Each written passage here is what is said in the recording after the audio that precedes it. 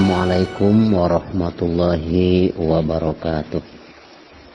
Alhamdulillahilladzi ja'alana minan nasihin wa afhamana min ulumil ulama'ir rasihin.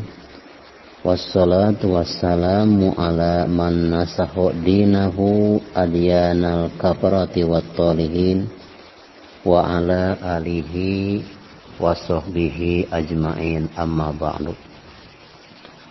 Faqala Allah Ta'ala fi kitabihil karim, a'udzu billahi minasy syaithanir rajim, bismillahirrahmanirrahim.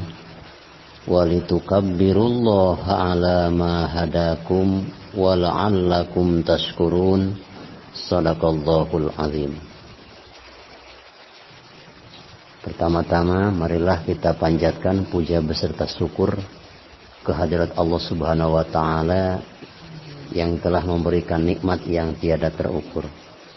Salawat beserta salam kita panjatkan kepada baginda Nabi besar Muhammad sallallahu alaihi wasallam.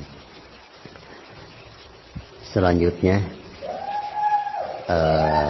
bahasan yaitu akan menerangkan tentang sholat Idul Fitri dan sholat Idul Adha. Tapi sebelumnya mohon subscribe, like untuk Rahmatul Ummah agar bisa berlangganan. Jangan lupa tombolnya ditekan, like,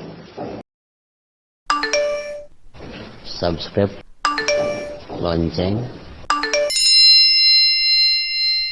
untuk Rahmatul Ummah. Dalam permasalahan ini, sholat Hari Raya Idul Fitri dan sholat Hari Raya Idul Adha ini dinamakan hari kemenangan. Yang dimaksud dengan hari kemenangan Hari Raya Idul Fitri, orang yang lulus berpuasanya itu menang melawan hawa nafsunya, maka dirayakanlah dengan Hari Raya Idul Fitri, penuh kemenangan. Mungkin bagi orang yang tidak melaksanakan berpuasa tanpa ada udzur, berarti merayakan hari kekalahan. Mereka badannya sehat, tidak sakit, tapi tidak melaksanakan ibadah puasa. Apa yang harus mereka rayakan? Maka bagi orang yang melaksanakan ibadah puasa sempurna pada hari raya Idul Fitri, itulah hari kemenangan, disambut dengan Allahu Akbar, Allahu Akbar, Allahu Akbar.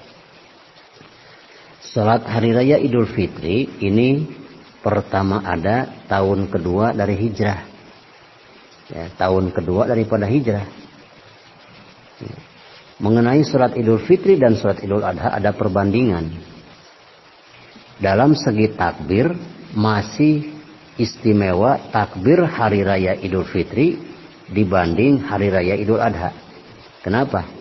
Takbir Hari Raya Idul Fitri disebut dalam Al-Quran surat Al-Baqarah, walitukabbirullaha ala ma hadakum, hendaklah kalian bertakbir. Nah, karena takbir malam Idul Fitri ya, disebut dalam Al-Quran, maka lebih istimewa daripada takbir Idul Adha. Sedangkan sebaliknya, kalau sholat Hari Raya Idul Fitri itu nomor 2. Nomor 1 adalah keistimewaannya sholat Hari Raya Idul Adha. Kenapa?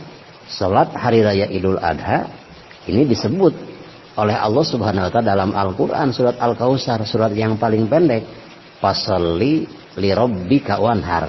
Nah, ini fasholli, hendaklah sholat, berarti sholat di sini adalah sholat Hari Raya Idul Adha. Sholat Hari Raya Idul Adha dan sholat Hari Raya Idul Fitri dua-duanya adalah wassalatul idaini sunnatul muakkadah. Hari Raya Idul Fitri dan salat Hari Raya Idul Adha hukumnya sunat muakkad. Yang dimaksud dengan sunat muakkad adalah salat sunat yang tidak pernah ditinggalkan oleh Nabi sehingga seakan-akan salat itu seperti wajib. Nah, baginda belum pernah meninggalkan dua salat tersebut.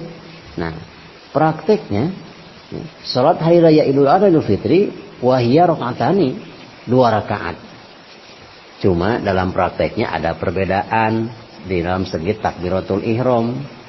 Maka pada rakaat yang pertama ya, pelaksanaan salat Hari Raya Idul Fitri Idul Adha adalah 7 kali takbir, ya, dengan takbiratul ihram.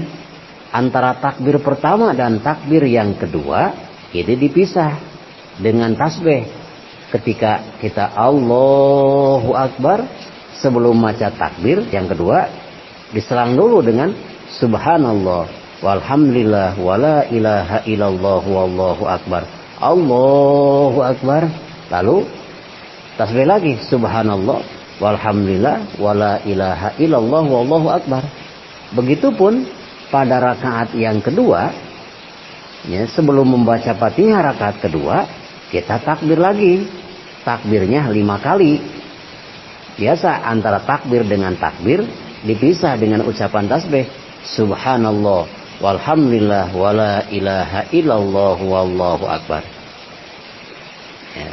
Selanjutnya salat Idul Adha Idul Fitri boleh dilakukan sendiri, juga boleh dilakukan berjamaah, lebih utama bagi perempuan, laki-laki, orang merdeka maupun abid maupun istrinya banci boleh. Bagi musafir dan mukim boleh melaksanakan salat Hari Raya Idul Fitri Idul Adha. Bagaimana usolinya? Ingat, usolinya adalah usolli sunnatan li'idil fitri rok'ataini lillahi ta'ala Allahu Akbar. Kalau memang salat sendiri tidak berjamaah. Kalau berjamaah, ya, usolli sunnatan li'idil fitri rok'ataini makmuman lillahi ta'ala. Kalau jadi makmum. Kalau jadi imam, usolli sunnatan li'idil fitri, ya, rok'ataini imaman lillahi ta'ala Allahu Akbar. Itulah prakteknya. Lalu selanjutnya orang tersebut sebelum melaksanakan sholat Hari Raya Idul Fitri Idul Adha disunatkan untuk mandi dulu, ya, ada niatnya, adusnya juga. Ketika kita sekarang mendekati Hari Raya Idul Fitri, maka sebelum berangkat sholat Idul Adha Idul Fitri itu adalah hukumnya sunat adus. Adusnya pun harus pakai baca-bacaan, harus pakai niat, walaupun niat tersebut tidak diwajibkan. Karena apa? Hukum adusnya pun adalah sunat. Nawaitul gusla li'idil fitri liyaumi idil fitri lillahi ta'ala. Saya niat mandi pada hari raya Idul Fitri lillahi ta'ala. Begitupun pada hari raya Idul Adha. Nawaitul gusla liyaumi idil adha lillahi ta'ala. Saya berniat melaksanakan adus hari raya Idul Adha lillahi ta'ala. Selanjutnya Imam Ali radhiyallahu ta'ala anhu ditanya oleh para sahabatnya, wahai Imam Ali, apakah pahala sholat taraweh pada malam ke-28? Sholat taraweh malam ke-28 yarfa'ullahu lahu alfa darajatin fil jannah. Allah akan meninggikan, meluhurkan, mengangkat derajatnya, ya, menjadi 10 kali derajat di surga nanti. Kalau catatan amal orang tersebut urutan ke-1000, ketika melaksanakan sholat taraweh malam ke-28, berarti orang tersebut akan ditinggikan jadi orang nomor 1 di surganya Allah Subhanahu wa Ta'ala. Mudah-mudahan apa yang telah saya sampaikan bermanfaat, khusus bagi saya dan umumnya bagi kita sekalian. Wallahu fi aqwamit thoriq. Wassalamualaikum warahmatullahi wabarakatuh.